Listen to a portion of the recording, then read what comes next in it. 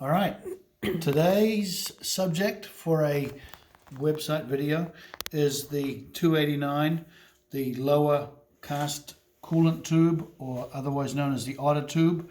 It's called an otter tube because it has in it an otter switch, gasket switch. The coolest temperature I can find, this is the lowest of the coolant tubes going in and out of the radiator. So this one goes at the bottom. The hot coolant comes out of the top of the engine into the top of the radiator, and as it's cooling, it's going through the radiator and comes out the bottom hose, which is cooler. That's the problem with these things, is that the otter switch, and this is a Jag otter switch, the otter switches are not in the correct range for switching the fans on the 289 Cobra. So that switch is the coolest I could find in the Jag.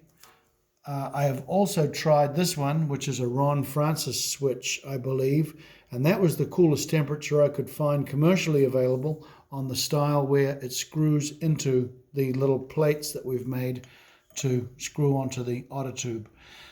What I've just had custom made recently in the correct temperature range is I've done the same thing with a little screw plate, goes over your gasket to go into the otter tubes. And I have had these made, working with our man Dan, I had these made in the correct temperature range. If you look at this little switch plate, it has a center punch mark on it. You should be able to see that. That is the outside. This has a 1/4 NPT thread on it. A 1/4 NPT thread is tapered. It has to screw from the correct direction.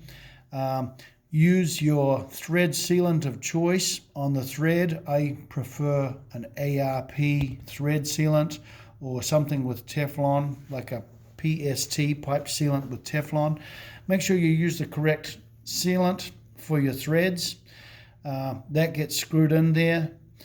That gets gasketed and screwed into your otter tube. There are 2 wires that are switched by temperature. One of them goes to ground. The other one goes to switch the relay to operate your fans. Very simple. Make sure these things aren't dangling around, that they're routed neatly and either tied alongside your tube or a spiral wind in them to give them some vibration where they're attaching to the frame of the car. So yeah, pretty simple. One goes to ground, one goes to your fan switching relay. Make sure you can see the center punch mark to show that that's the outside of the thread. And there we have a otter tube switch in the correct temperature range for your 289 Cobras. Keep cool, people.